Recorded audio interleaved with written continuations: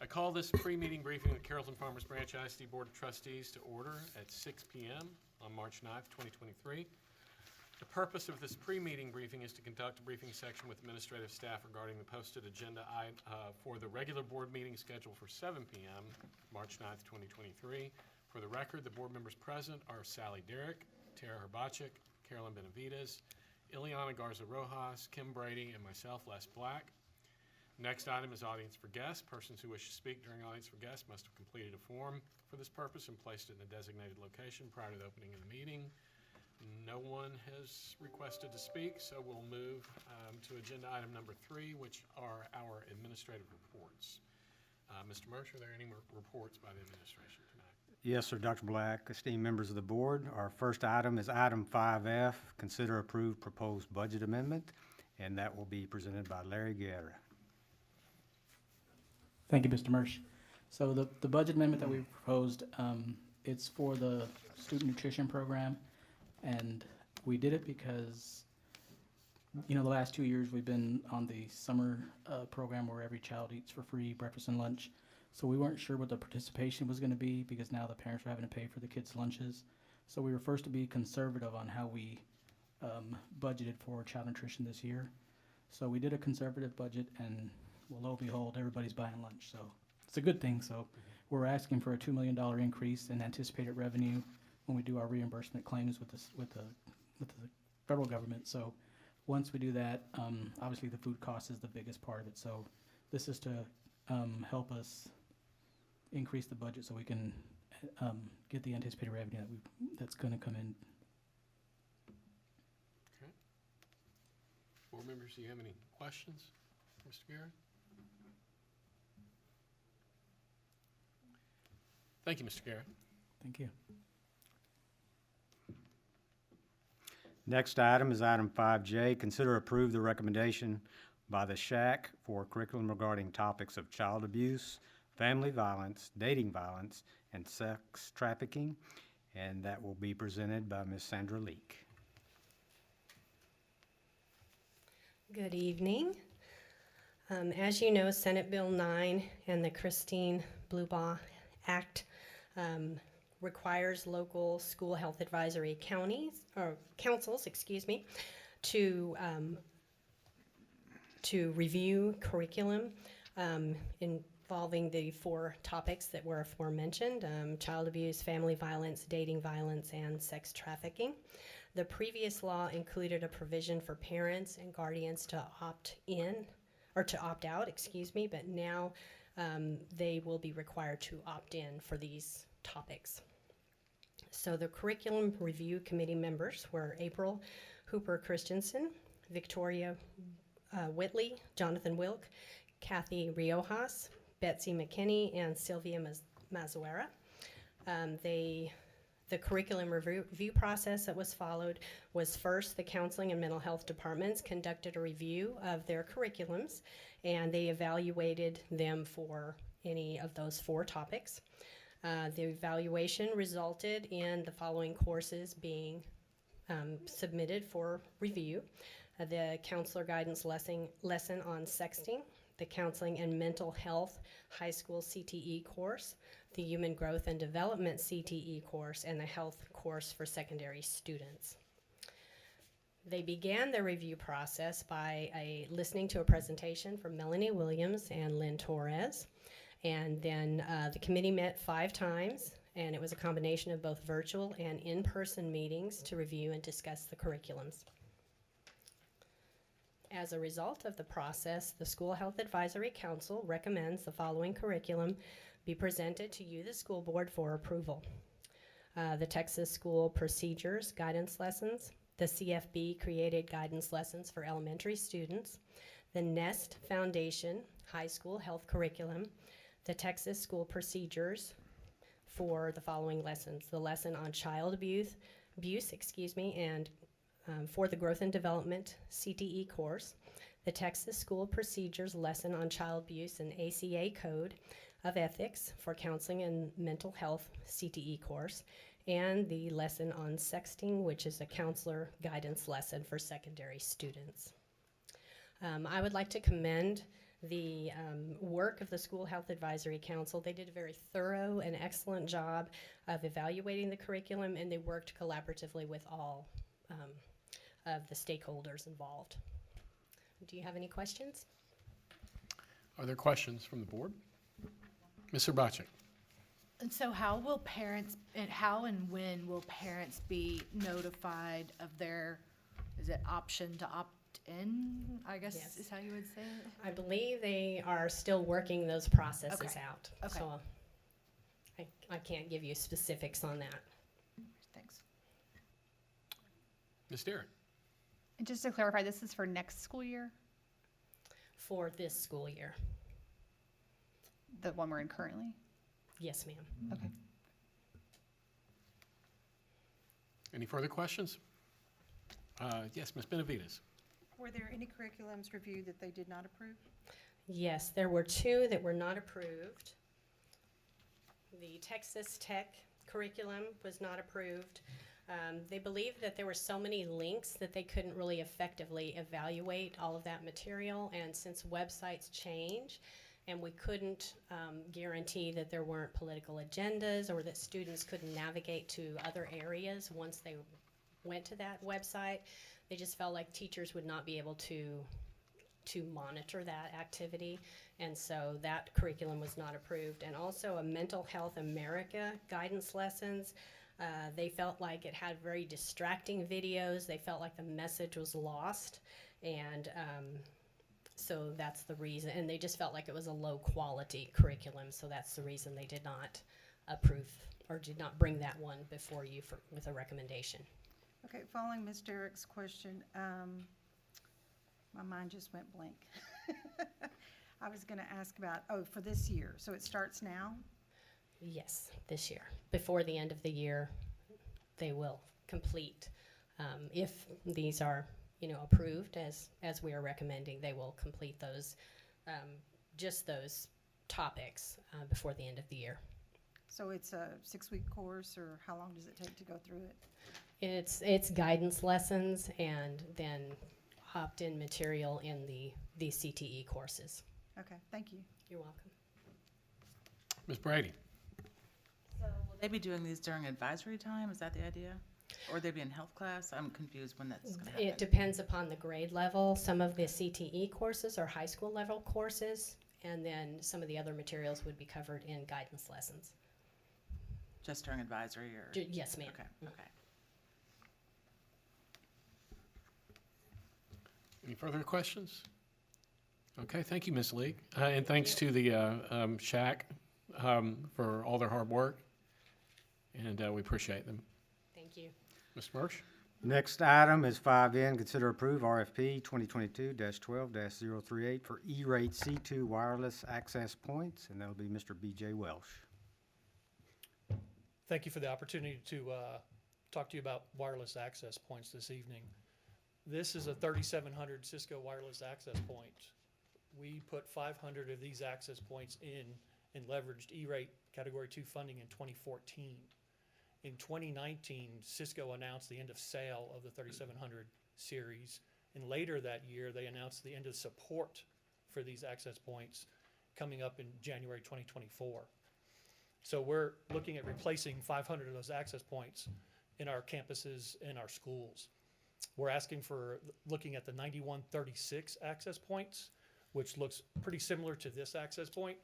It's a little bit more lower profile, a little bit more modernized. We will be utilizing our Category 2 E-rate funding at 80%. So that should save the district about $625,000 once E-rate approves it. Okay, thank you. Board members, do you have any questions for Mr. Welsh?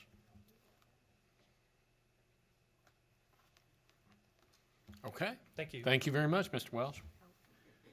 Oh, did we have a question? Hold on. Ms. Brady, you only thought you were off. Yep. So what would be the cost if we save $625,000? It's $781,000 total Okay. that we'll file our Category 2 E-rate with. Okay. And based on past performances and our district being 80%, we would get a refund of about $625,000. Okay, Thank you, that's all I wanted to know. Sure. Thank you. Okay, thank you. Mr. Marsh? All right, next item is item 5O. Consider approved resolution to transfer fiscal agency of the EPCNT Cooperative from Carrollton-Farmers Branch ISD to ESC Region 11. That will be presented by Ms. Tammy Craig. She's very excited. This is her first time here in front of the board at CFB. Good evening, members of the board. My voice carries really good, so I don't want to pull the mic too close, but you can hear me, right? Okay. So I was just going to tell you a little about EPCNT. So EPCNT stands for Educational Purchasing Cooperative of North Texas. What that was, back in 2004, a group of directors of purchasing got together because the purchasing process is very strenuous. It takes about 6 weeks to go from start to finish when you do a bid, and that's usually the quick time. There's all the laws and stuff that go with it. So therefore, they wanted to create something where we could share contracts across North Texas, across North Texas, to be able to procure these items and supplies and services, and not every district here have to go out for bids for that type stuff. So they came up with this cooperative, and it was started, and Louisville ISD was the one that managed it for years. The cooperative meets twice a year, and so they each time they go, because there's a lot that goes into the cooperative, when you manage it, there's the managing of funds, there's a website, there's all kinds of questions that come in, vendors wanting to be part of it. And so what happens is, and this has really grown, we actually have 92 members now of school districts, cities, counties, and higher education here in North Texas.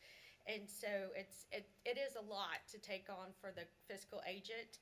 So they had asked, Louisville was asking to step down, and Gary Kerbo, who was here previous, my predecessor, he was one of the founding members of getting the cooperative together, and so he took the fiscal agent here, and we have now, with the membership increasing, we have the Region Service Center of Region 11, and so they're willing to take on the fiscal agent for this cooperative, and we believe it'll be better served for the rest of North Texas because they're already in that role of doing things. And so we're asking for you to approve to move the fiscal agency from Carrollton-Farmers Branch over to Region 11. Any questions? Thank you, Ms. Craig. Questions? Yes, Ms. Benavides. What is this? Is this utilities, or what kind of cooperative is it? No, it's a cooperative for everything. There's what it is it's each school district has bids that we do, like for instance the one that BJ just discussed. So we all have bids, and so if you have a vendor that you needed, say another district wanted to use a vendor that we had on bid, we already have all the paperwork together, so we can send them our contract information, and then they're able to piggyback off of our bid. And the same thing for us. If someone has a vendor or someone that we need to use, we can piggyback off their bid and be able to have that because they've already done all the qualifications for that vendor. So each district has their own approved vendors, and we can share contracts amongst the members of the EPCNT. To get a better deal? Is that a bigger purchase? Yes, Okay. yes, All right, yes. okay. Thank you. Any other questions? Okay, Ms. Craig, thank you very much. Thank you. Appreciate it. You did a great job for your first time, Thank you.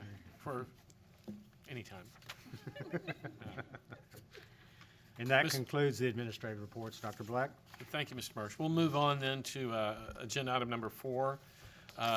Board members, do you have any questions regarding anything on the consent agenda tonight? Looking left, looking right. Okay. If there are no questions regarding the consent agenda items, I'll move to agenda item number 5. We've reached the end of the agenda for this pre-meeting briefing, and we are adjourned at 6:14 p.m. Like I hit it hard there.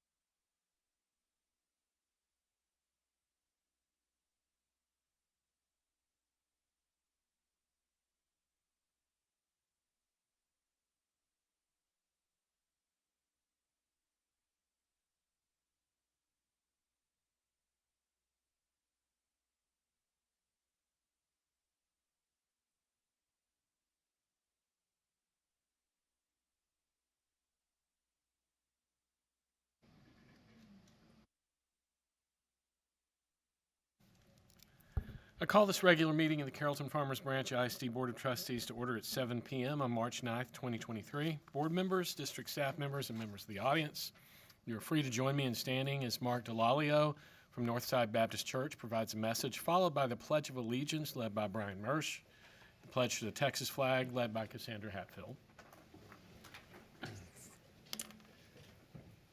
Let's pray. Father, we thank you for this evening and the opportunity to be together. We thank you for Dr. Black and the Board of Trustees and our administration who acknowledge your superintendence over the affairs of men and to seek your divine wisdom. We thank you, Lord, for what's gone on here in the last several months as this board and administration has vetted a new superintendent. We pray for Dr. Eldridge as she comes in to lead us, that she lead us to even greater heights of success.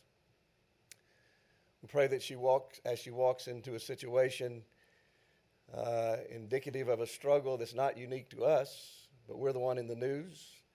So we ask for your guidance. We ask for appropriate measures and wisdom to be taken to protect the minds and bodies of our young people.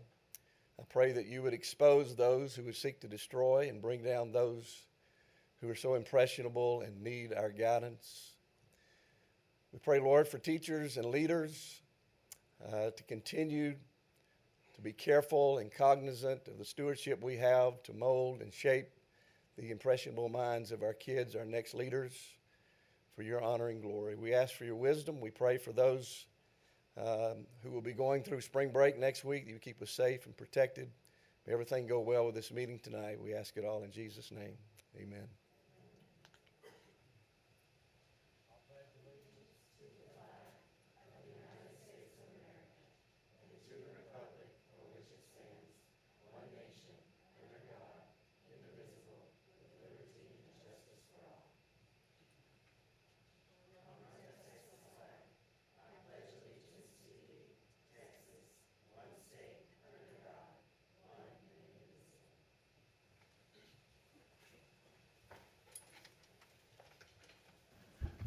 Thank you, Mr. DeLalio, for those remarks, and thank you, Mr. Mersch and Ms. Hatfield, for leading us in the pledges.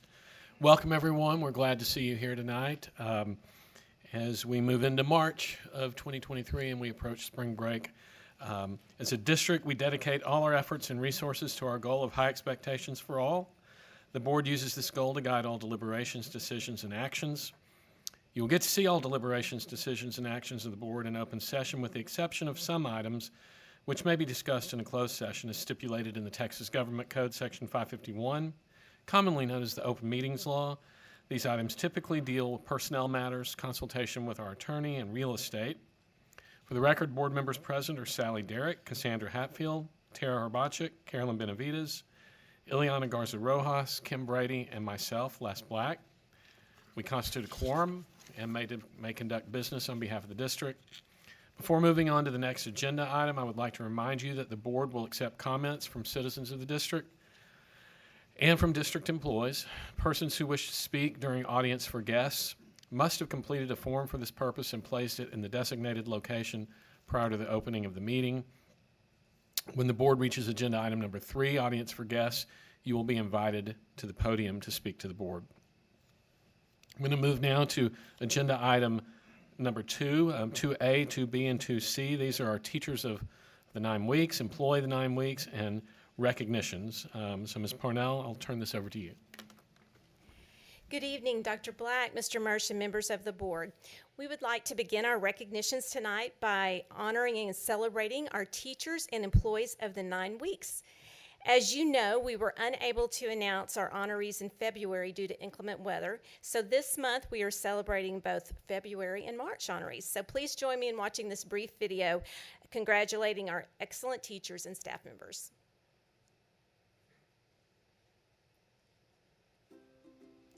Teachers of the second 9 weeks. Miguel Caban, Perry Middle School. Carla Scott Rogers, Polk Middle School. Carla Hardaway, Creekview High School. Emmeline Fuentes, Early College High School. Sandrella Bush, Ranchview High School. Charles Morrison, Smith High School. Shannon Miller, Turner High School. Kara Stage, Grimes Education Center. Paula Brown, B. Salazar Center. Employees of the 9 weeks, Brian Singh, Facilities. Elsa Lopez, Student Nutrition. Delisha Lawrence, Paraprofessional Clerical, Creekview High School. Monica Reese, Professional Certified. Teachers of the third 9 weeks. Vicki Ward, Blair Elementary. Claudia Noriega, Blanton Elementary. Melissa Gueva, Carrollton Elementary. Claudia Salinas, Central Elementary. Kendra Kennedy, Country Place Elementary. Kashala Anthony, Davis Elementary. Megan Musamiche, Farmers Branch Elementary.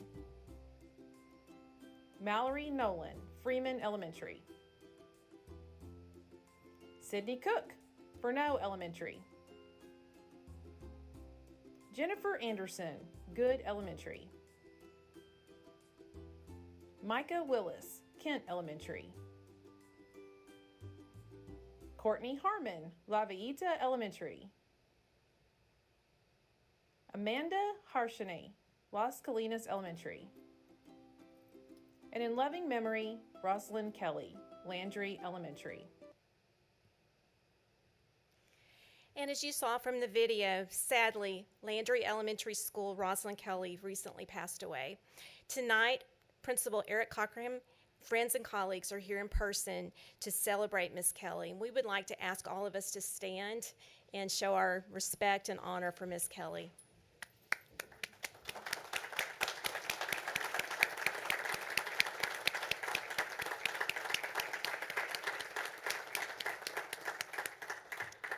Thank you. You may be seated. And this time I'd like to ask Dr. Black and Mr. Mersch to please come forward.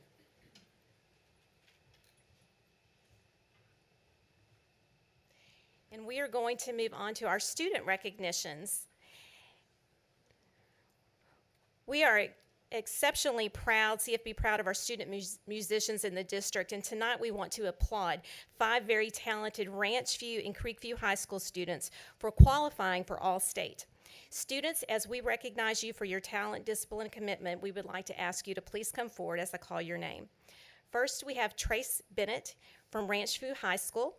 He's a TMEA All-State Small School Choir tenor.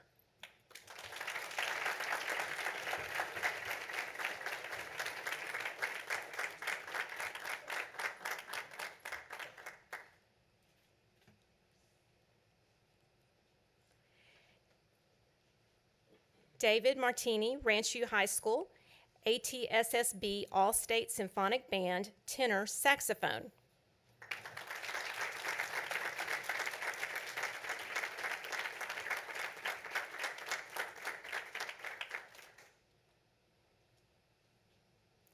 Gavin Skorinsky, Ranch View High School, ATSSB All-State Symphonic Band, baritone saxophone.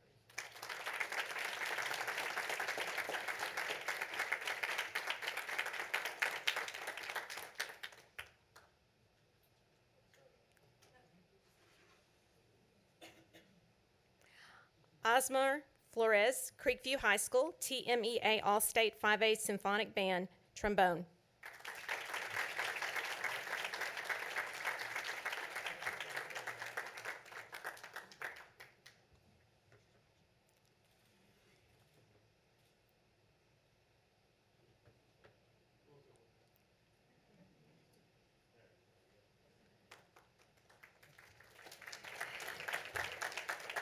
Isadora Martinez, Creekview High School, TMEA All-State 5A Symphonic Band, clarinet.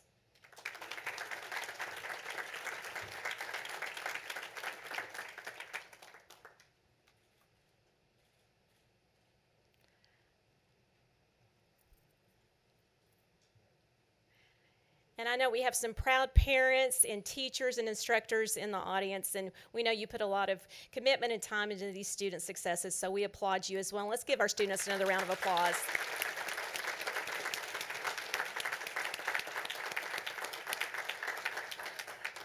Next, we'll move on to staff recognitions, and our first one is for Pierre Larson. Ms. Larson, I'll ask you to come forward. She is our Director of Social Studies, and she has received the Dr. Rosemary Morrow Award. It's a Supervisor of the Year Award, and it's presented by the Texas Association of Social Studies Supervisors for an exceptional social studies professional in Texas for years of service and dedication to the social studies profession. Ms. Larson has been a CFB employee since 1999. She's taught world history, all levels of U.S. history, law academy classes, and has served as the department manager before moving into her current position as Director of Social Studies. Congratulations, Ms. Larson.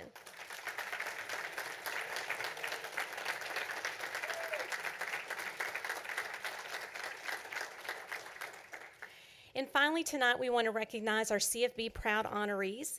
And this is an award that's given for excellent customer service, and it's sponsored by the district and Chick-fil-A at Trinity Mills. And tonight, we're honoring the front office staff from Thompson Elementary School.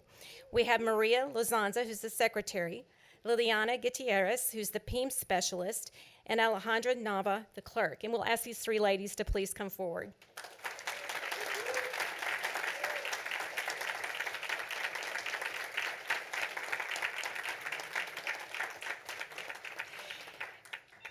And this is what Principal Jamie Foster has to say. She says, this dynamic trio at Thompson Elementary makes every day coming to work easy.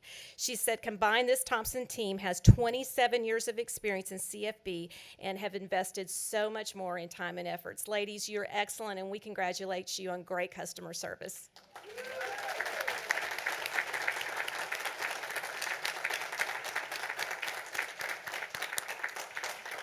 And that concludes our recognitions. Thank you.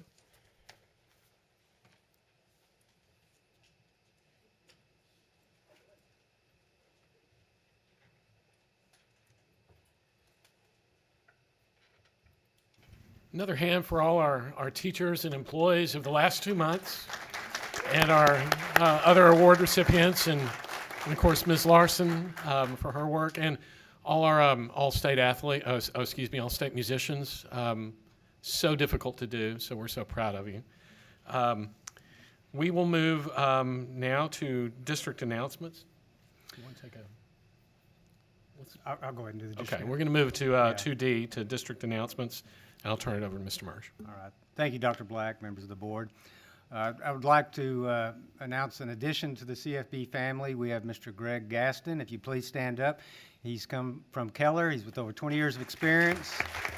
And he's a director of human resources. And we also have some additional good news.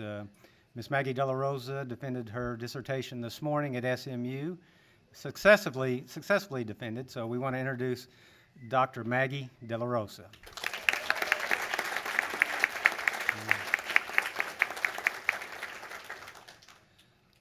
We have a special called board meeting on Tuesday, March the 21st at 8 a.m., and that's so the board can officially hire Dr. Wendy Eldridge. And I don't know who's more excited, Dr. Eldridge or myself. And I just want to take this opportunity to commend the board for their time that they put in, their servant leaders. I've had the opportunity to really get to know the board, and I've been more and more impressed with every interaction. And they've worked really hard and really diligently to find the best possible superintendent for us, and I think they've done it. And you're to be commended. So thank you very much. And that's the announcement.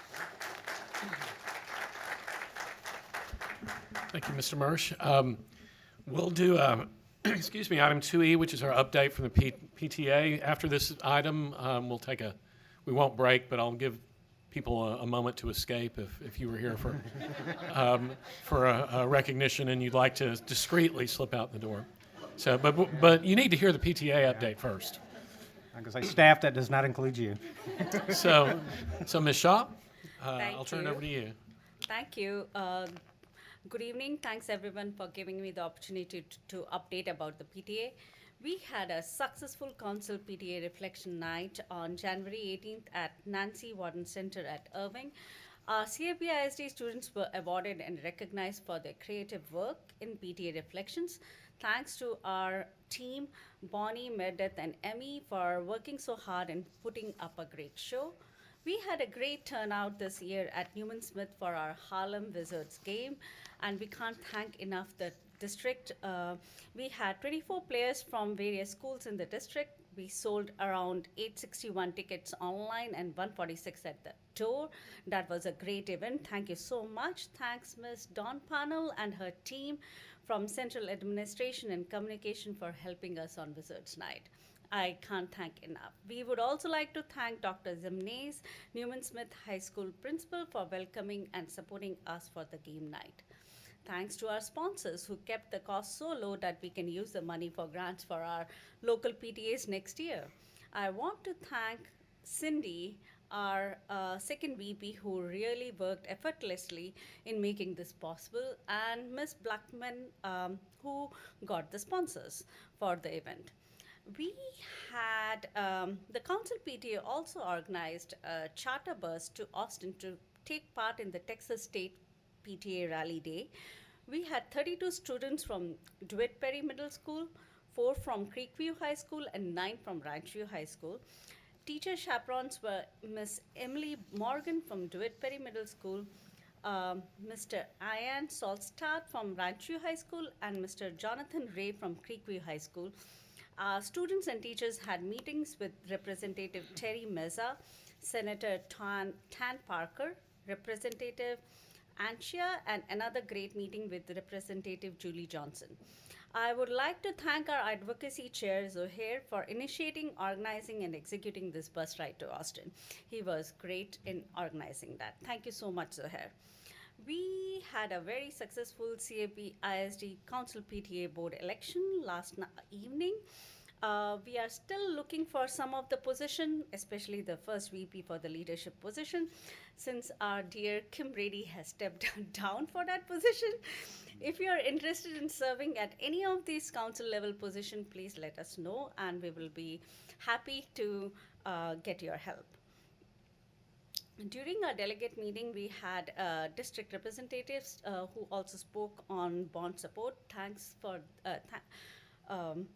we like to thank them because they opened our eyes what is going on in the district regarding the bond. The local president, delegates, and the principals were informed to bring this to their membership to request support for this bond. The meeting, we will have a special meeting on April 19th at 5:45 p.m. to vote for the bond support. The meeting will also be followed by the Life Member Award ceremony, so all of you are invited in that Life Member Award ceremony, where we are going to recognize PTA Life members, and there will be a little bit dinner for their services. The council PTA has made a master link where students can access all the schools offering scholarship. So senior scholarship application deadline is on 22nd April, so please inform if you have any senior students to apply for the scholarship for various schools. And it is, if you want more information, you can contact me. Our last delegate meeting will be held on May 10th at Sheffield Elementary School at 6:30 p.m. Please mark your calendar. For our council PTA spring training on 13th May, Texas PTA launch is happening again in Dallas, Texas on July 21st. I'm giving you a little bit advance because we are also have some grants, and if you want to participate in the PTA launch, you can apply online and or otherwise contact me. And that for that grant, the due date is May 14th. So please apply, and you can go to PTA launch. You can learn a lot. Regarding the membership, we currently have 5,875 total members. We are hoping to end by this year by 6,000, but we need your support. Thank you so much. I think I had a lot for because of the 2 months, we have clubbed all the PTA updates, and it's becoming longer than you expected. But thank you so much. Thank you. Thank you, Ms. Shaw. Thank you for your presentation, and thanks for your work in PTA, and to all those who may be listening on the stream out there who are PTA volunteers, we appreciate you so much. So thanks for everything you do. Okay. I will take just a moment now for anybody who's here supporting a friend who's already been recognized, who would like to slip out. I'll give you that opportunity. Nobody will say anything.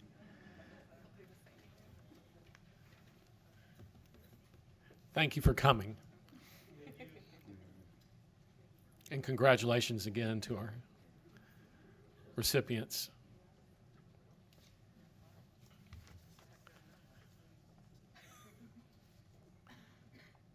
I know how to clear a room, don't I?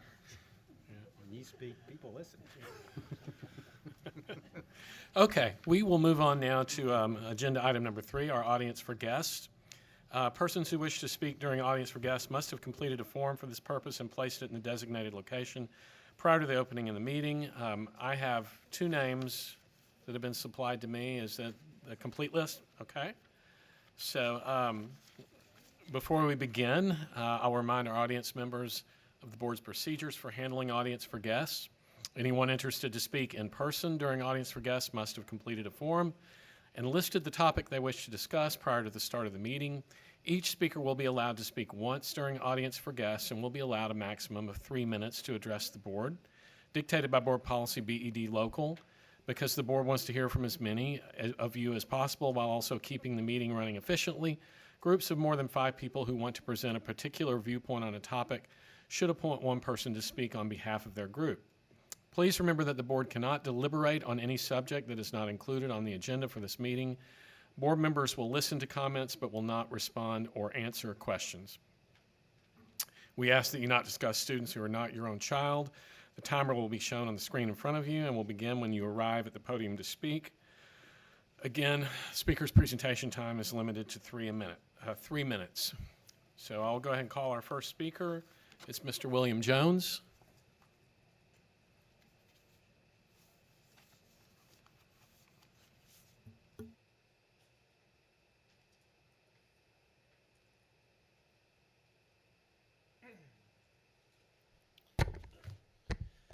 Good evening. I'm here to talk about the $56,000 we're going to spend to send 270 teachers to the International Institute for Restorative Practices for a 2-day training. So I wanted to know what the IIRP was all about. So I went to their website, clicked on school resources, clicked on articles, and the second result, a toolkit, will tell us about the need for restorative practices. So let me read from that. When asked about how to move from systems built on compliance to something more restorative, educators and scholars alike kept coming back to this. There is pre-work to do. Restorative practices at their best are part of a school culture that prioritizes culturally sustaining pedagogy and authentic relationship building, connections that allow for trust, openness, and inclusive spaces. Without that foundation, it's hard to move straight into restorative work. And they start talking about culturally sustaining pedagogy. What's the need behind that? So let me quote from an article that they linked directly to that. No matter how well-intentioned, when a teacher, often a capital W white teacher, but as we mentioned in the book, Teachers of Color Too Can Be Invested in Whiteness, claims that they don't see color, they are engaging in colorblind rhetoric that is harmful to communities of color for at least 3 obvious reasons. 1, they are denying their own whiteness and or their investment in whiteness and all of the social privileges and power that they gain from that. And 2, they're denying other folks blackness, brownness, or Asianness as examples and all the social discrimination that flows from that. And most importantly, 3, they are constructing racism as individual and intentional rather than institutional. Racism is structural. It is historical and enduring. The U.S., unfortunately, for people of color is structured from top to bottom by race. Right? If the message still isn't clear, then consider this. Saying that you don't see color whenever people of color are vocal about racism and discrimination is akin to saying you don't see gender. It is dishonest, and frankly, we have no time for it. What we do have time for, though, is genuine, open, honest, courageous conversations about racism and how education can disrupt racism. All right? So what we're sending our teachers to, by their own admission, is a camp where they are going to critically examine the function of race within society and how it structures society. That is critical race theory. Additionally, we heard about the culturally sustaining practices and how the foundation that we have to build is an opportunity to talk about race and relationships as the pre-work needed for restorative practices. Is this what you want? Is this the platform you ran on? Is this what the average citizen of Carrollton's Farmers branch supports? I can think of two answers. One, this is what you want. If that's the case, out yourself. We have school board elections here in about 2 months. Put it out there so we can decide whether or not as a community this is what we want. Two, you didn't do your homework. You didn't. This took about 5 minutes to find. You just click on their website and find it, all right? So, with that being said, whoever told you this was a good idea and you were unaware of what it is that they're actually pushing, you should be embarrassed and you should ask that person more serious questions about why they are misrepresenting what restorative practices actually are to the decisions maker here on the board. Because let me tell you, this right here is far-flung pulling someone's hair and getting them together and asking them to apologize for it. Thank you. Thank you. Administration will contact you to collaborate regarding your viewpoint. Thank you for taking the time to share your perspective with the board. Our next speaker is Zohair Barmal.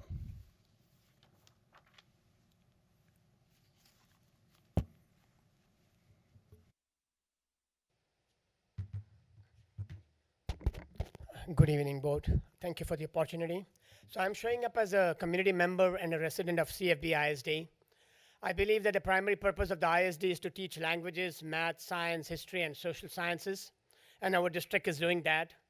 I mean, I had 2 kids once upon a time. You're all doing a great job. But we have challenges where we have 35% emergent bilinguals, and then we also have kids who are 10 years old who may not know English at all because they are new. And it's a challenge.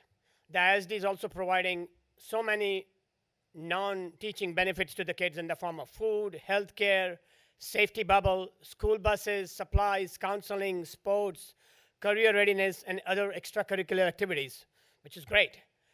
I've come here to say that spending any money on drugs and fentanyl-related policing or prevention is not the job of ISD. This is the job of parents and the community. While fentanyl is a nationwide issue, it is not something that the district should be working on.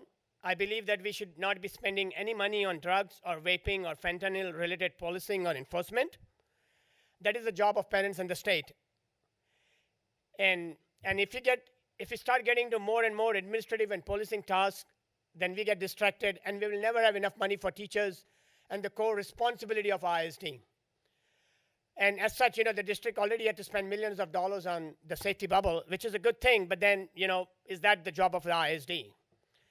So I believe that our tax money can be better utilized to produce more programs for producing skilled young men and women and leaders, for producing some high quality programs for the talented and the gifted.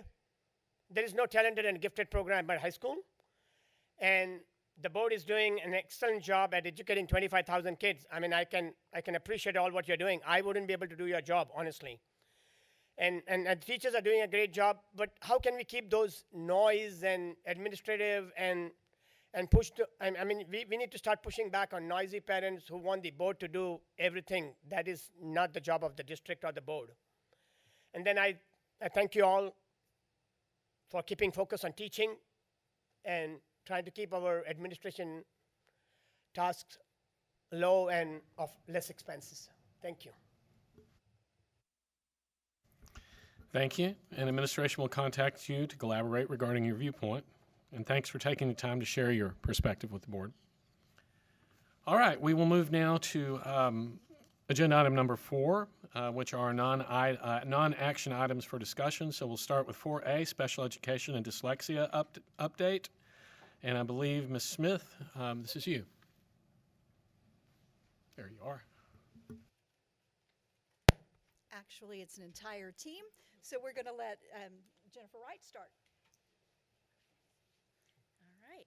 Good evening, Mr. Mersch, Dr. Black, and members of the CFB ISD Board. We're pleased to have this opportunity this evening to share an update regarding the work of the Guiding Coalition as we work to reimagine special education in CFB. I'd like to start by introducing the rest of our amazing leadership team. We have our coordinators, Dr. Karen Ward, Monica Johnson, and Dr. Regina Little. We have Colleen Bardsley, our lead diagnostician, Greer Fisher, lead licensed specialist in school psychology, Kathleen Fry, lead speech language pathologist, Kristen Saletti, lead therapist, Michelle Westerfield, who cannot be here with us tonight, but is our lead behavior resource specialist. And I'm Jennifer Wright, special education coordinator. Oh, are we, where's our?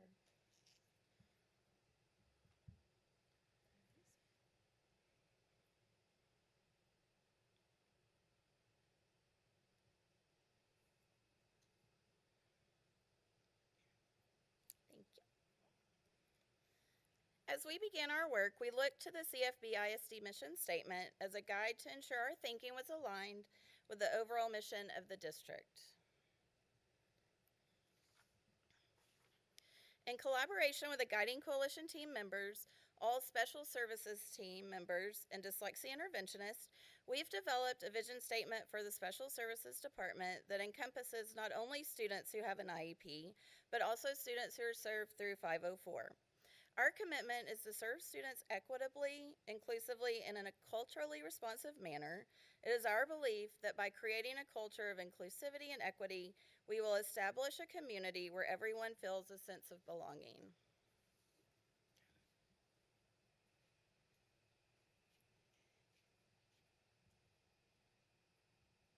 Okay, and just as the vision that Jennifer just spoke about communicates the purpose and the aspirations of the department, we also created some guiding objectives. These objectives were created by our Guiding Coalition and our Special Services Department. Focusing on these objectives, we will ultimately move closer towards our vision for the department.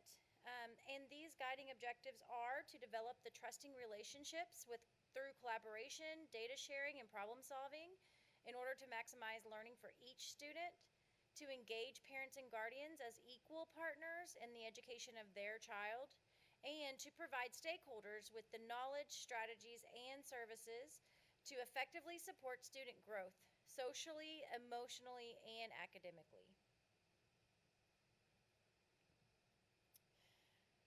So the vision communicates our purpose.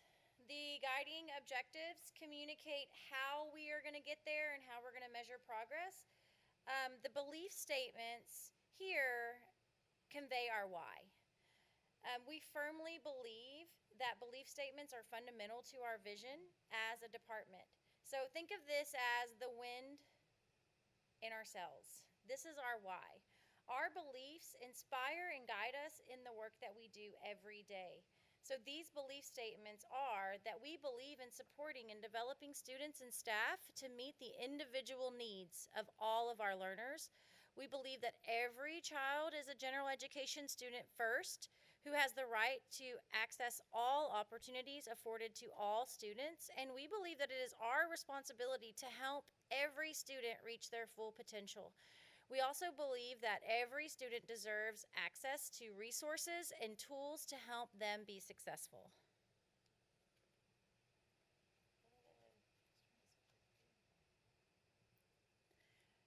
With that, we first had to have our foundation. And so with the help of all of those groups that Monica just shared with us, we came up with, this is what we believe in, this is what we want to move forward in the district. So the next step came with a reorganization of our department.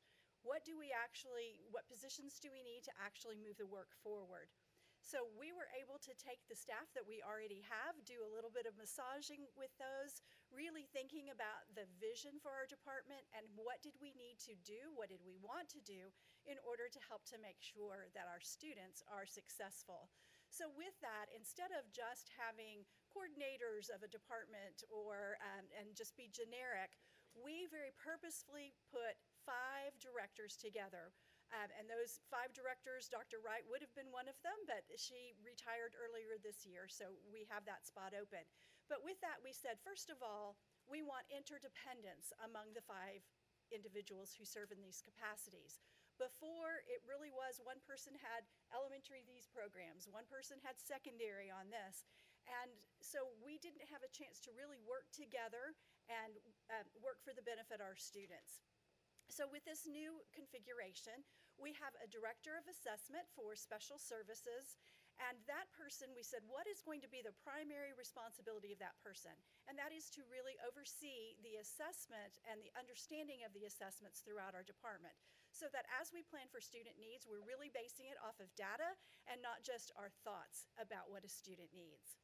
The second, and excuse me, and that is Jennifer Wright, who you just saw. Will be taking on that capacity. The director of dyslexia in 504.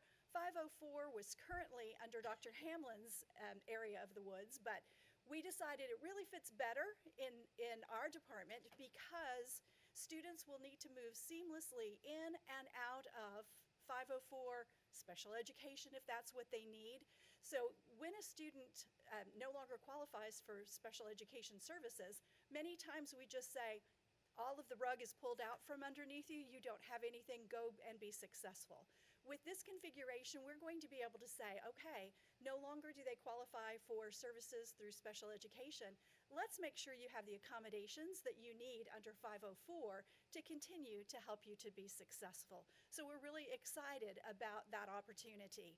This position is currently open because of the retirement of Dr. Wright. The next one is the Director of Instructional Support and Inclusionary Practices. This person is really going to be working with students who access the general education curriculum. So we want to really have a focus on what is the part of the day that they can be included in an inclusive gen ed classroom, and then how do we provide support for teachers in order to meet those needs of those students when they're in those classrooms. The Director of Instructional Support and Inclusionary Practices will be Dr. Regina Little.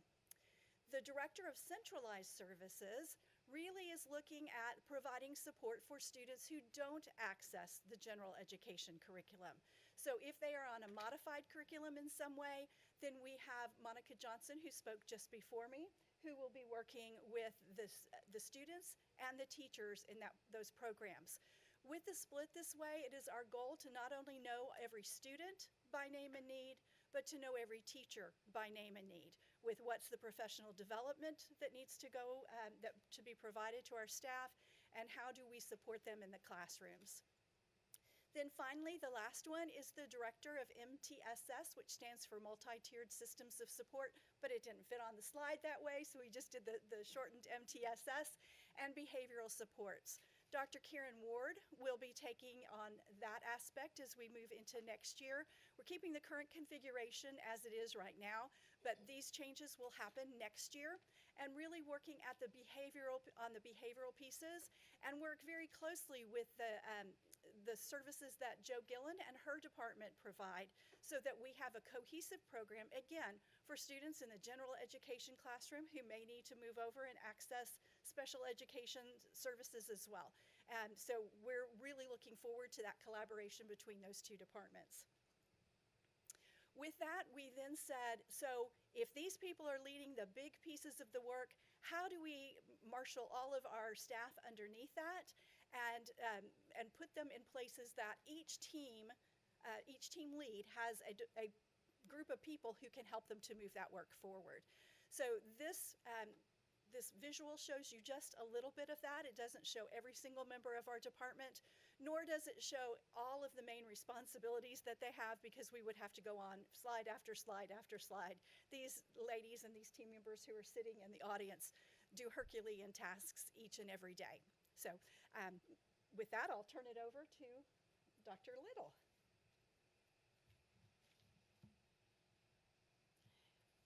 Okay. In order to make these changes happen, we need to be thoughtful and intentional about about what we say and about what we do.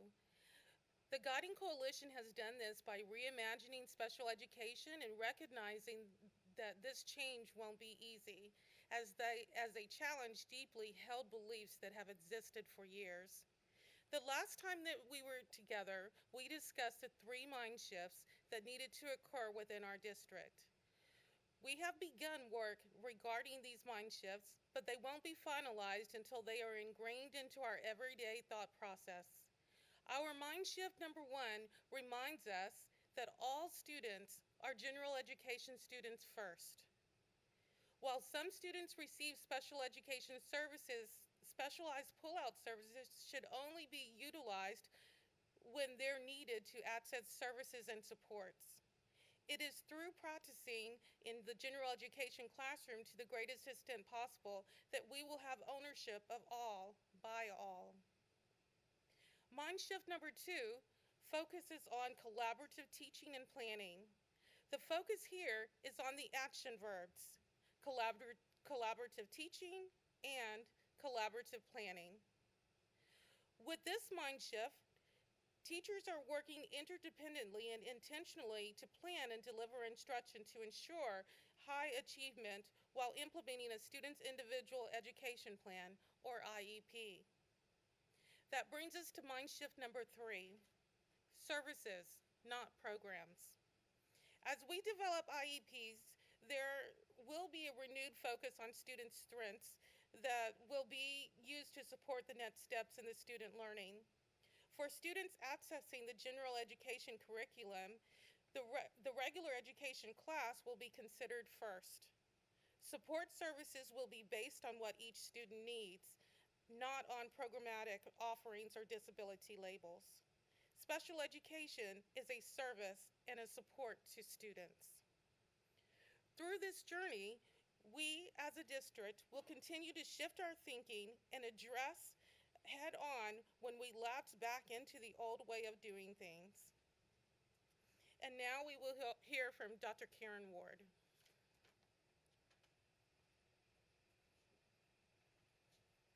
Thank you. As can happen with any new project or initiative, there have been a few rumors and misunderstandings. One of the most persistent and the one we've heard the most often is that we'll no longer have self-contained programs or the fundamentals program in the district. We're here to tell you tonight that that's absolutely not true, that we will always have a continuum of services available to students as they need it. Secondly, some of our staff have heard that the special services staff will not have a job next year. Again, as a member of the special services team, I'm here to tell you that's absolutely not true, thankfully. The work is important, and there's a seat at the table for everyone. Lastly, there has been concern that support services will be provided in the general education program.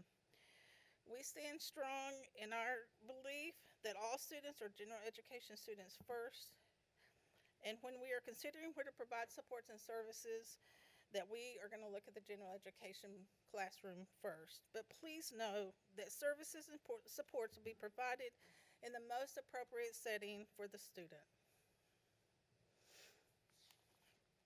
So you may be wondering, what's next? And I'm really glad you asked. We have one more meeting with the Guiding Coalition this year, where we will share these strategies for their consideration and refinement as part of the district's 5-year plan. By August of 2023, all staff members on every campus will have read and processed the book, Your Students, My Students, Our Students. Based on the positive feedback we're getting right now, we know these book studies are occurring. Moving forward, each campus will use name and need conferences to evaluate student data, including strengths and needs of each student, to determine if implementation of the IEP in the general education classroom is appropriate. Similarly, problem-solving circles will be used to identify alternative strategies to support students who may be struggling in any area, academically, behaviorally, socially, or emotionally. We are excited to share that campuses are scheduling these now and reaching out to include us. Finally, we will focus on identifying and training staff members who are interested in learning more on effectively implementing co-teaching. Up to this point, you've seen documents created by the Special Services team and the Guiding Coalition for Inclusion. This coalition is comprised of 68 members representing each campus in the district. These members also represent the various constituents who support the learning of students receiving special education services. The members are classroom teachers, administrators, evaluation staff, service providers, content area directors, and parents who have given their time and talents throughout this year to set the trajectory for our work. In addition, this group will continue to work during the 23-24 school year to provide guidance. To conclude our presentation, this evening, 3 members of the Guiding Coalition are here to provide information related to our inclusivity work and the anticipated impact for students, families, campuses, and the district as a whole. Our first speaker is Mary Mahaffey. Mary, we shared that there are mind shifts that have to occur. What changes in thinking have you undergone as you've moved through the process? The work of the Guiding Coalition has provided an opportunity for growth in how we as special service providers approach our work with students. We were asked to remember that each student who receives special services is first and foremost a student in our classroom, in our building, and in our community. The individual student needs are part of a bigger, more complete story that our students come to us with. The dialogue within the Guiding Coalition broadens our perspective to include the lens through which school counselors, administrators, parents, and general education teachers view the work we do for students. The broader perspective results in a broader support system for students to access the services they need to be successful. More effective communication through a universal guide for knowing our students by name and need is a promising initiative born of the work of the Guiding Coalition. Name and need talks, which have already taken place on our pilot campuses and are beginning on each of our secondary campuses this spring, will bring stakeholders together to learn from one another about each student and lead to collaboration, which will most benefit the student. In addition, we recognize that our enrollment changes each year, so will the needs of students enrolled on our campuses. Annual name and need talks will hold space for flexibility and growth so that as our students' needs have potential to change, so too will our approach to meeting those needs. Furthermore, by identifying the name and needs of each student, we can begin the process of designing our master schedules to meet those needs with intentional partnerships among teachers and service providers, while providing flexibility for student choice based on interest and future aspirations. This re-envisioned approach to providing academic intervention in the general education classroom provides increased opportunities for our special services providers to be in collaboration with their content area teams. Each special service provider participates in a professional learning community in order to engage in the planning, teaching, and evaluating process. By encouraging and facilitating this opportunity to engage with the general education curriculum, our special service providers have a greater impact in the classroom working with our students. Finally, the work of the Guiding Coalition has provided a safe but challenging space for us as educators to recognize that our mindsets open doors for our students to step through. Expanding the options for how and where we address the needs of students moves us towards a learning environment that absolutely reflects our belief that each student is your student, my student, our student.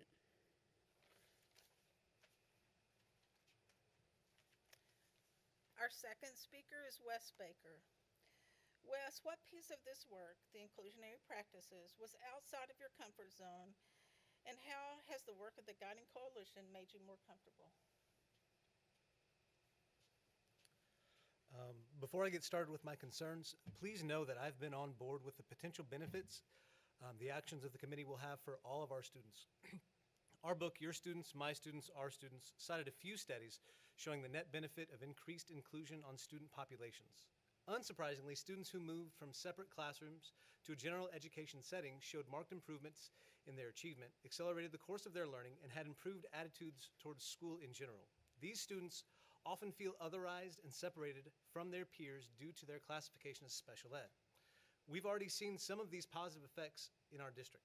During the coalition's last meeting, I had a chance to talk to Mr. Chad Hunter, the principal of Vivian Field Middle School. The students who are now educated in a general education classroom are so happy. They're glad to no longer be in that class, and the teachers and students both never want to go back to the old model. Our book study also highlighted the impact of higher levels of inclusion on students who are not guaranteed special services. These are general ed students. This is an important point. Students in the general education setting encountered no negative effects from full inclusion. In some cases, their levels of achievement increased as well. Further, the emotional and empathetic development of these students saw appreciable gains. When it comes to our students, all students benefit from having all students in the room. Before we talk about any other hesitations that people may have for this work, that point must be thoroughly established and clearly communicated. It's worth repeating. All students benefit from having all students in the room. My main concern with this work was from the potential impact on teachers, both general education teachers and those in the special services department. I fully agree with our stated goals and the mind shifts that we are attempting to make, but as teachers, our plates are full. As important as this initiative is, we as teachers do a lot. Burnout's real. We had trouble filling open spots by the beginning of the year this year because of it. I'm worried that a new initiative, especially one as important as this one, with a potentially large positive impact on students, would result in more things being asked of already overtaxed teachers, further exacerbating our teacher shortage and the stress of those who choose to stay in the profession in this district. My concerns were further heightened by a false impression of the work we were doing, namely that we were eventually seeking to end fundamentals as a service across the district, and at my campus next year especially. This felt like too much, too fast. Over the course of our meetings as a coalition, I found more confidence in our programs, our process. It helps to know that this is a long-term project that we are in the beginning stages of. Our plan for next year is simple and not revolutionary. Name and need conferences, problem-solving circles, and shifting mindsets. There's already time built into our academic and professional calendars for additional conferences, thanks to the half-days next year. Campuses are developing plans to read through our book, which is where some real mindset changes can take place. And the coalition is taking time to be intentional about any changes we make. We are developing a cohesive plan of action, but the speed and intentionality with which we are doing so has made me much less worried about the future.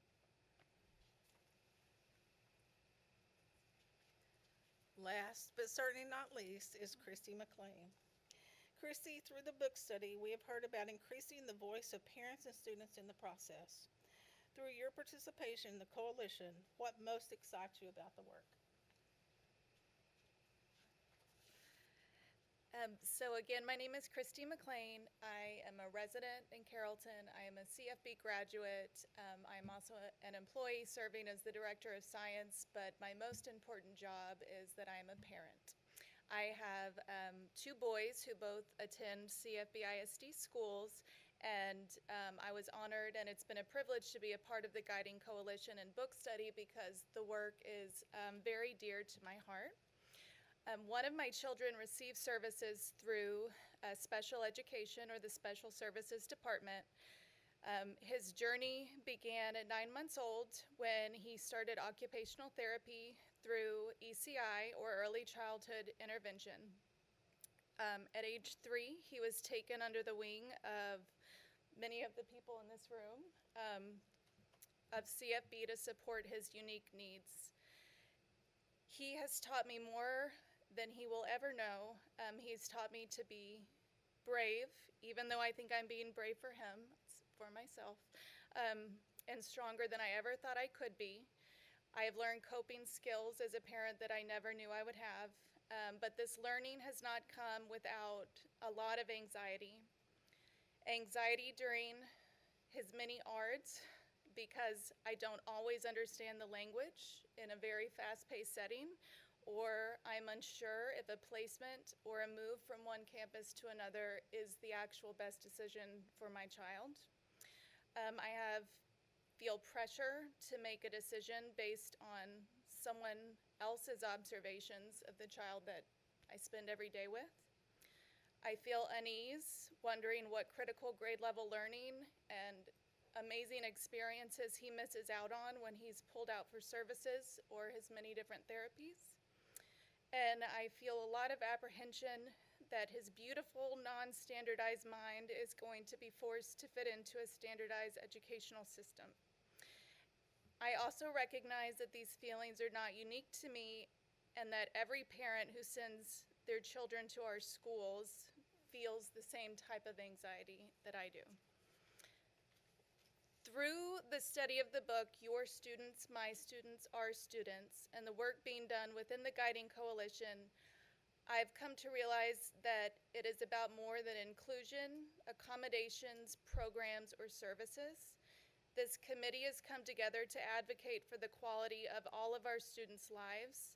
Students like both of my children and every other child in our district who is just as unique as they are, whether they are being served through special services, gifted and talented, or not. There's a statement in the book that says, students are more than legal compliance and paper. Goals are something we should develop with our students, not for them. Because of the work being done in the Guiding Coalition, I'm excited to know that parents and students will have an increased voice as CFB deepens partnerships with families as we set common goals for our learners together. I'm proud that Name and Need conferences will support monitoring the progress of students throughout the year outside of ARD committee meetings. I'm optimistic to know that problem-solving circles will be used to address challenges a student may have, allowing our teams to reflect on the whole child and brainstorm innovative solutions to support all students' needs. And finally, I'm hopeful that the mind shifts will take hold across CFB, that as they take hold across CFB, parents like myself will feel less overwhelmed and more assured knowing that their children are our children, and that they are known by name and need, and that parents are equal partners in the education of their child. Thank you.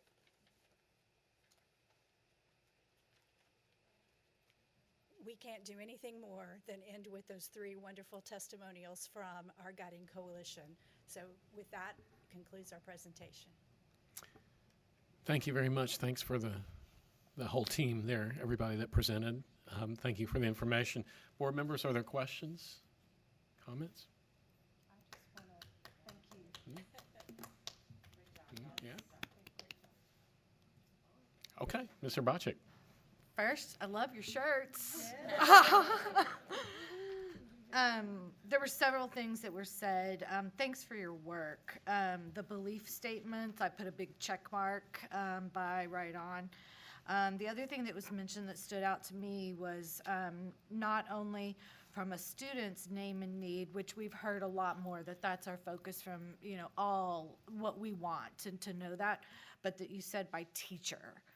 And I don't think I've heard that before in a discussion. I really like that because I think by y'all doing that and knowing and providing that allows our teachers to focus in the classroom on the students and their services and making progress. I mean, so I love that. I love that. And then the services, not programs, I also like that. I think of a menu, what I would assume is a menu of services, and through that name and need, y'all are going to evaluate for delivery. So I just really like that. And then the graduation and transition, I believe in that because, y'all, a reorganization, new things, new way of looking, new belief, all new. That's hard for teachers, students, parents as well, I would assume. So this graduation and transition and the support after, I love it. I mean, I love that as well. So many things stand out, but at the end of the day, like you said, this is just a benefit for all of our students. So I appreciate the work, appreciate it. Ms. Brady. I just want to piggyback on what Ms. Bocek just said. Great work, y'all. I know it's like starting from scratch, and you're doing a beautiful job. I want to commend Mr. Baker and Ms. McLean for their complete honesty. It's hard. It's really hard. My favorite part of your whole presentation was the name and need conferences that won't be at ARDS. That's amazing. That is building relationships with kids and parents and teachers. That's a great concept. I cannot wait to see how this all goes forward. Thank you so much. Any other comments, questions? Ms. Hatfield. I just want to echo again, thank you. And to Ms. McLean, your words mean a lot to parents. Anyone else?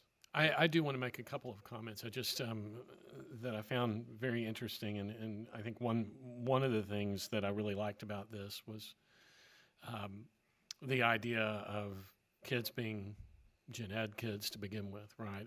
Because I think that's really in line with the whole idea of the legal concept of least restrictive environment and getting them in the regular classroom and on their home campus, and then gradually adding services as needed, driven by those name and need conferences and the data.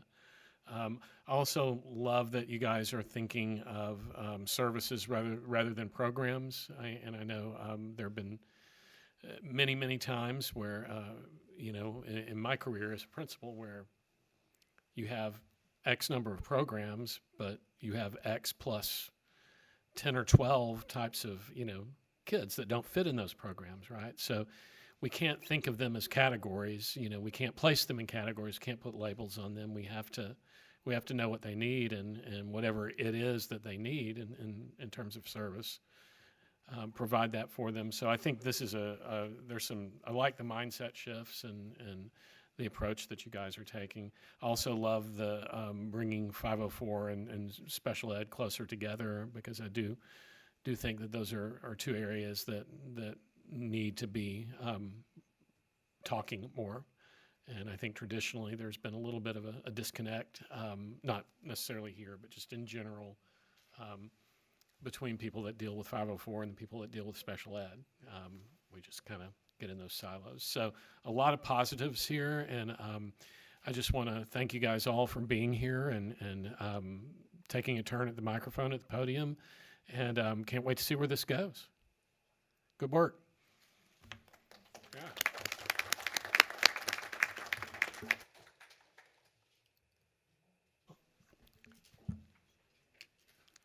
Oh, Ms. Brady has reminded me to thank you guys for the shirts.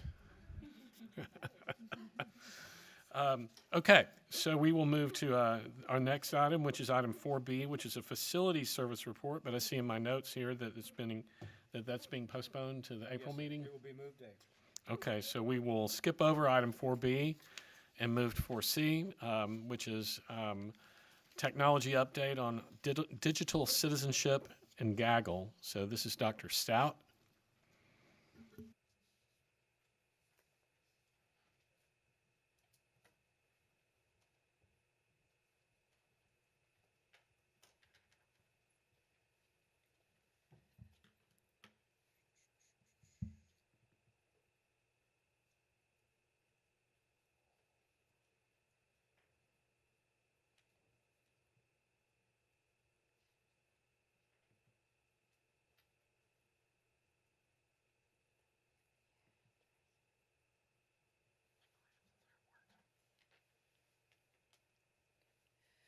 Good evening. I am here subbing for Scott Monroe, who is flying over the Atlantic right now as we speak. I'm a little shorter and have more hair, but I'll do the best I can.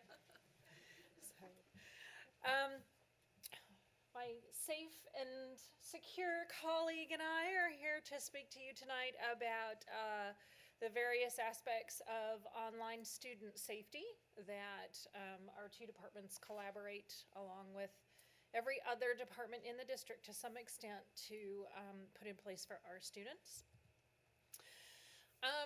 Our overall safety plan is it's a comprehensive strategy, but it's a bit like a jigsaw puzzle. The first piece of that jigsaw puzzle would be to educate our students and staff on safety, both physical and cyber. A couple months ago, Carrie Gooch and I were here speaking to you about digital learning, and y'all heard about the Common Sense Media certification that the district is working towards. We are doing that. We're also working to educate our staff on cybersecurity, phishing, safe data practices, and whatnot. Just as a quick update, the Director of Library Services is doing regular check-ins with her campus librarians on the status. On most campuses, they're the point person for obtaining Common Sense Media certification for the campus. We're also looking for some posters that we're going to give the campuses when they achieve their certification, and also recognition for the teachers who are going above and beyond and getting recognized as individual common sense educators. I'll give a shout out to Turner High School. There are a number of teachers that are taking that initiative to go on. It's happening throughout the district, but that one campus has really made it a project to have individual teachers become certified as common sense certified educators, recognized educators. We're also vetting some additional resources because once we're all certified with common sense media, then what? So we're putting together our plan for future years in order to move more from how to follow the rules and more into the literacy, how to use those skills in a responsible manner. The second jigsaw piece of the puzzle would be to filter access, which would be our web-based platforms and products are run through the district filters, internet filters. The third component or jigsaw puzzle piece is to receive and act on alerts based on activities that students are exhibiting online through the district purchased platforms. And the fourth piece of that would be to protect the integrity of our data and systems. And so the cybersecurity measures would be the suite of tools and platforms that we use to maintain our system integrity. So we spoke a little bit about the digital citizenship education. This is a list of the topics that students receive age-appropriate instruction in. So obviously some of those topics come in at much later grades than others, based on the Common Sense Media Digital Citizenship curriculum that is grades K through 12. A note about content filtering. The federal SEPA law requires that all schools implement a SEPA compliant filter, and the contents that, or the topics that are listed under SEPA compliance would be content that is obscene, content that is pornographic, and content that is harmful to minors. The students only portion is that students have to be, under the federal law, students have to be filtered. Educators or adults do not. However, we do run the SIPA compliant web internet filter for everybody in the district. Our current internet filter has been in place for a few years. It is SIPA compliant, but we also added additional layers to the federal mandate, and we block categories such as alcohol and drugs, gambling, gang information, hate sites, other harmful material that is not, goes above and beyond what the federal legislation mandates. In addition to that, our devices are filtered both on the campuses and at home. So they're running through that internet, students are running through that internet filter on their devices when they're sitting at home in their living rooms as well. A common question that we get about internet filtering is, well, but a child can get to this video on YouTube. Why isn't the filter not catching it? The short answer to that is that the filter goes by categories. And so let's say the example is it's a young child watching a video on YouTube about street racing. Well, the parent or the person might decide that that video isn't something that they want their child watching, but it doesn't rise to the level of pornographic or harmful to minors as established by YouTube.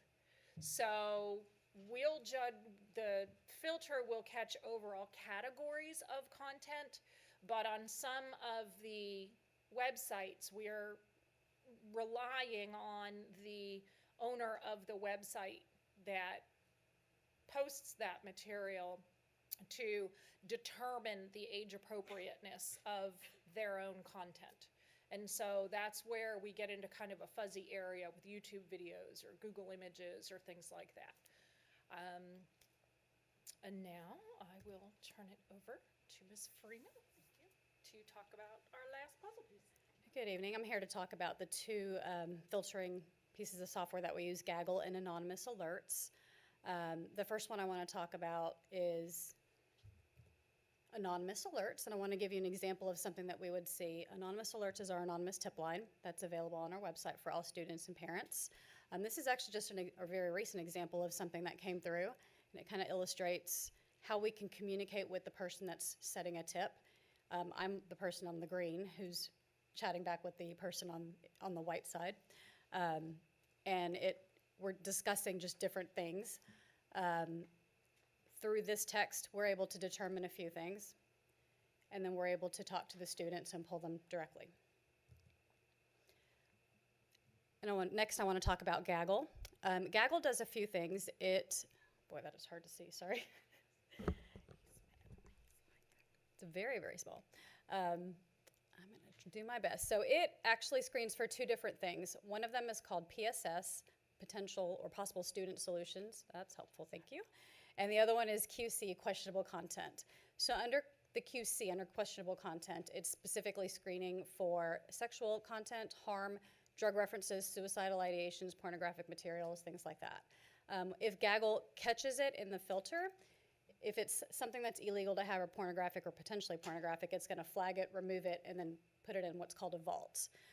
The other types of things, it's just going to notify. It sends emergency notifications to 4 different people. I've listed them in the green. So there are 4 individuals that receive every single response. We filter through them, and then we send it to the campus, the appropriate campus, to investigate. The possible student situations will send a text message to the same 4 people. We have 5 minutes to respond. If we fail to respond within 5 minutes, we get phone calls. If we fail to pick up the phone, the law enforcement group will get notified, and then they'll respond on a potential student situation. Those are, generally speaking, more threatening, more harmful, and take a little bit more action. So, do we have any questions about Gaggle or anonymous alerts?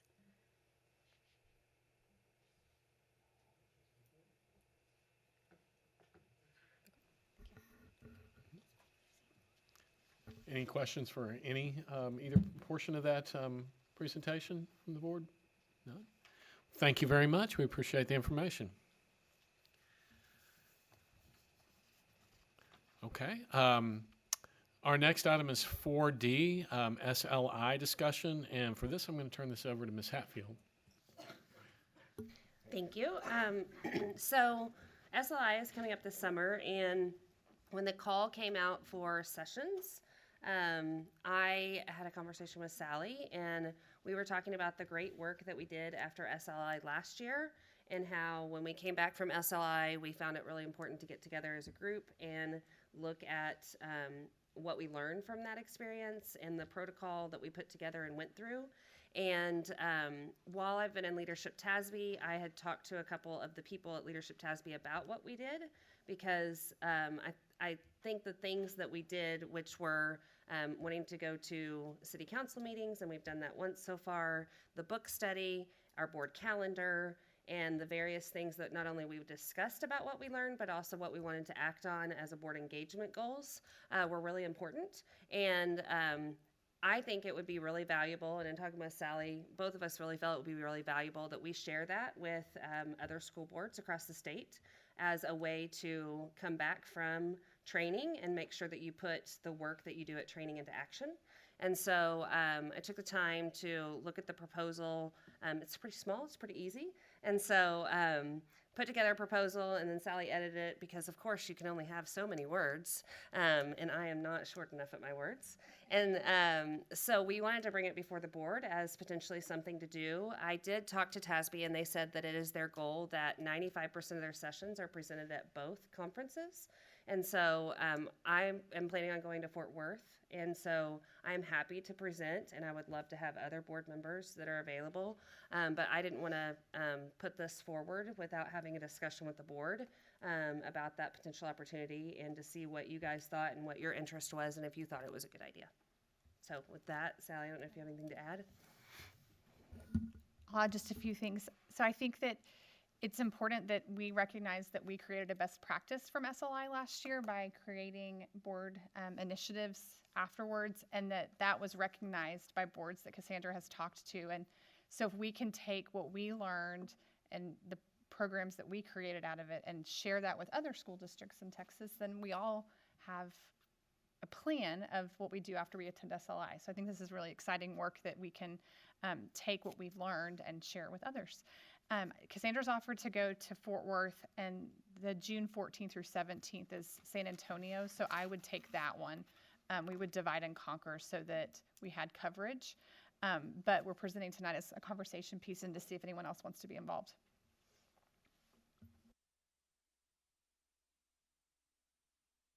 More members? Ms. Garza Rojas. I am happy to help you, Sally, since I'll be in San Antonio as well. I'm also happy to help. I'll also be in San Antonio.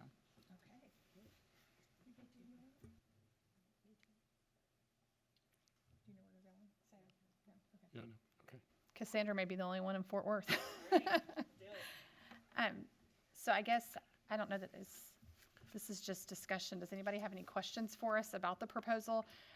The word limit was very small, which she referred to, so there's not a lot of meat there, but I think y'all understand kind of the concept. It's just taking the work study that we had where we did the Post-it notes and the discussions and everyone kind of voting and coming up with what to rally around. That's kind of what we're going to present as the best practice. Okay. So if nobody has any concerns, I'm going to submit it tomorrow because tomorrow's the deadline. All right. Thank you. Thank you, Ms. Hatfield. All right, we are now to agenda item number 5, which is our consent agenda. It's a mechanism that the board uses to approve a number of routine items together with a single vote. In compliance with the Texas Open Meetings Act, the public notice for this meeting includes the list of all consent agenda items, and the board has been provided ample information about these items in advance. Prior to any action taken on the consent agenda, board members may request withdrawal of individual items for clarification or discussion. Board members, are there any items to be removed from the consent agenda at this time? Okay. So I hear none. So we'll go to option 1, hearing none and seeing none. Board members, do I have a motion regarding the consent agenda? Ms. Derrick. I move that we approve the consent agenda as presented. I have a motion from Ms. Derrick to approve the consent agenda as presented. Do I have a second? Second from Ms. Brady. Is there any discussion? No discussion, so I'll ask all those in favor, please show by raising your hand. See 7 hands raised, all opposed, none. So by a vote of 7 in favor, 0 opposed, the consent agenda carries or is passed. We'll move now to agenda item number 6, which are our items for discussion and or action. 6A is our items that are removed from consent, which we had none, so we will move from 6A to 6B. And this is consider and approve a resolution for emergency closure due to winter weather. And I'll turn this over to you, Mr. Marsh. Thank you, Dr. Black. If you recall, from January 31st through February the 3rd of 2023, the district was closed due to inclement weather. We were very fortunate that you as the board back in August of 21 had put a provision into the policy, DEA local, compensation and benefits that allowed for employees to be paid when they could not come to work due to an emergency closure. The policy states, during an emergency closure, all employees shall continue to be paid for their regular duty schedule unless otherwise provided by board action. Following an emergency closure, the board shall adopt a resolution or take other board action establishing the purpose and parameters for such payments. It is recommended the board approve the resolution that you have before you. Thank you, Mr. Marsh. Do I have a motion regarding this item? And just by way of reminder, a motion will have to be the official language of the resolution here. So do I have a motion regarding this item? Ms. Benavides.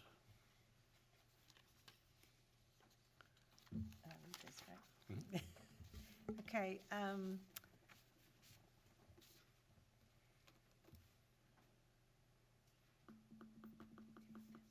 Oh, that's sorry, it's printed. Okay, thank you. It's bigger on there. So, resolution of the Board of Trustees of the Commerce Independent, what? Commerce in, Carrollton. Sorry. Carrollton Independent School District. Payment of employees during emergency closure, whereas the recent inclement weather resulted in the closure of all schools and facilities in the Carrollton-Farmers Branch Independent School District from January 31st, 2023 to February 2nd, 2023, due to inclement weather and for the safety of students and staff and the community as a whole. And whereas through circumstances completely beyond their control, CFB ISD employees were forced to miss work days due to the closure of schools, facilities, and operations. And whereas board policy DEA local requires the district to continue to pay employees for their regular duty schedule during an emergency closure as further provided by this resolution. And whereas the board determines that a public school purpose exists for forgiving or excusing the absences of an employee on days when the employee is not able to work due to the closure of school facilities or operations. And now, therefore, be it resolved by the Board of Trustees of the CFB-ISD that 1, all employees will be compensated for their regular duty schedule during the emergency closure, with the exception of any employee who were required to work during the closure and who was absent from duty for a reason unrelated to the closure.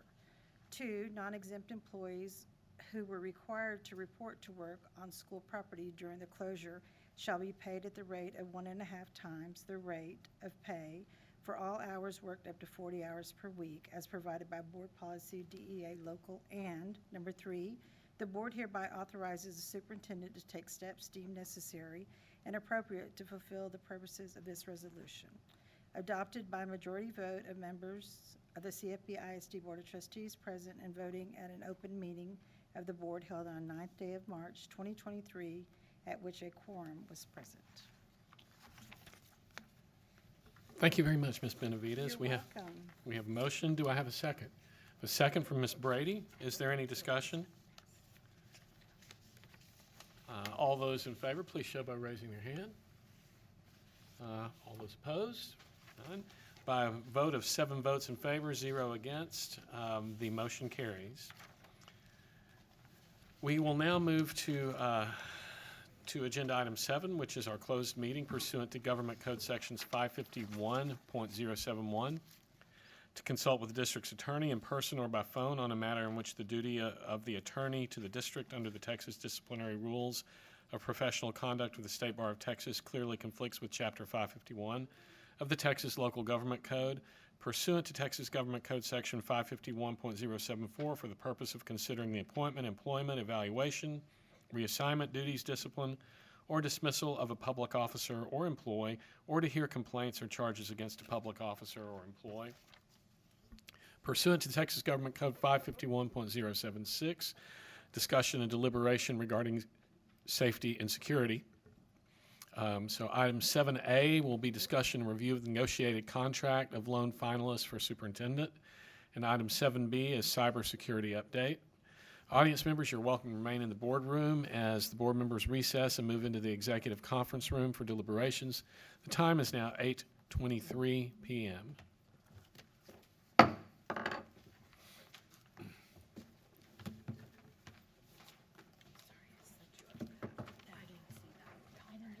Well, I wasn't for sure if I was supposed to read from the top. That's why.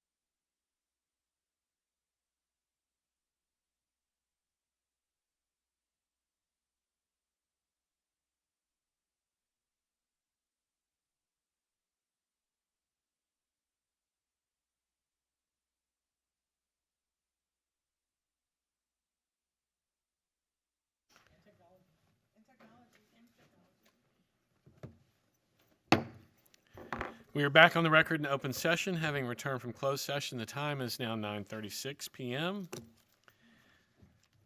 The board will move on to the next agenda item number 9, which is comments from board members regarding posted agenda items. Board members, do you have any comments you wish to make at this time related to the posted agenda? Ms. Benavides. I just want to say thank you to all our 9 weeks, 18 weeks now, teachers. Good job. And to have a great spring break. And thank y'all for your service.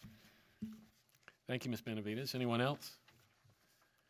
I do want to make a comment on related to Mr. Murch's district report, and he mentioned the impending arrival of Dr. Eldridge, our new superintendent. But for those listening, there's nobody in the room left anymore except for us.